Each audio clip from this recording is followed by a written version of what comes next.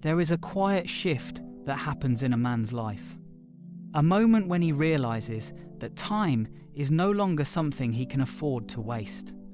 But here is what no one tells you.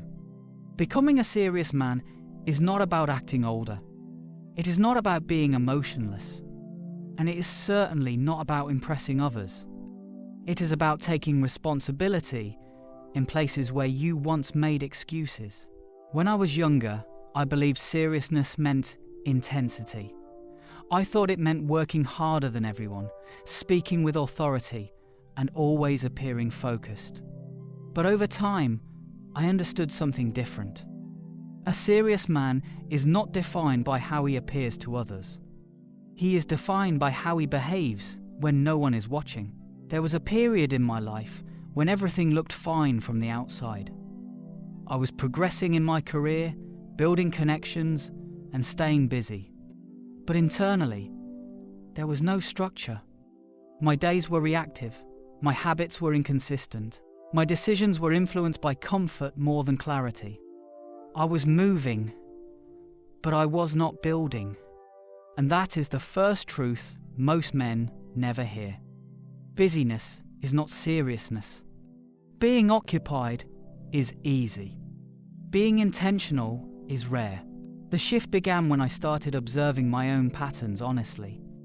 I noticed how often I delayed difficult tasks, how easily I justified small distractions, how frequently I chose comfort when discipline was required.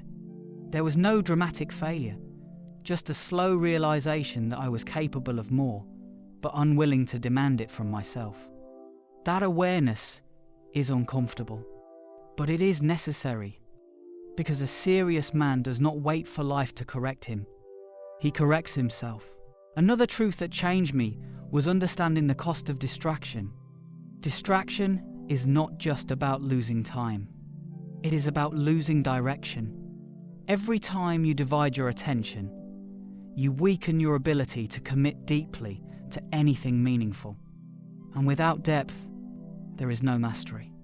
I learned this the hard way during an important phase of my career. I was trying to pursue multiple goals at once, believing that doing more would accelerate success. Instead, it diluted my focus. Nothing received my full effort. Nothing reached its full potential. That is when I made a decision. To do fewer things, but do them with complete attention. That is the beginning of seriousness. A serious man also understands something about discipline that most people misunderstand. Discipline is not punishment. It is structure. It is the system that protects your time, your energy, and your direction. Without it, even the most talented person will drift. With it, even average ability becomes powerful. There is also a quiet loneliness that comes with becoming serious. And this is something people rarely talk about. When your priorities change, your environment often does not. You may outgrow conversations that once entertained you. You may distance yourself from habits that once felt normal. You may find fewer people who understand your focus. At first, this feels isolating, but over time, you realize it is not loneliness. It is alignment. A serious man does not chase validation. He builds self-respect. And self-respect comes from keeping promises to yourself. Small promises. Waking up when you said you would. Completing what you started. Doing what is necessary, even when it is inconvenient. These actions may seem simple, but they compound into identity. And identity shapes everything. Another lesson I learned is this. Seriousness is not about removing joy from life. It is about removing chaos. When your mind is clear, when your actions are intentional, when your direction is defined, you experience a different kind of peace. Not the temporary satisfaction of distraction, but the quiet confidence of knowing you are moving forward. There were moments when I questioned whether the discipline was worth it, whether the sacrifices were necessary. But every time I stayed consistent, Every time I chose long-term growth over short-term comfort, the results spoke quietly, but clearly. Progress is not always visible immediately, but it is always building beneath the surface.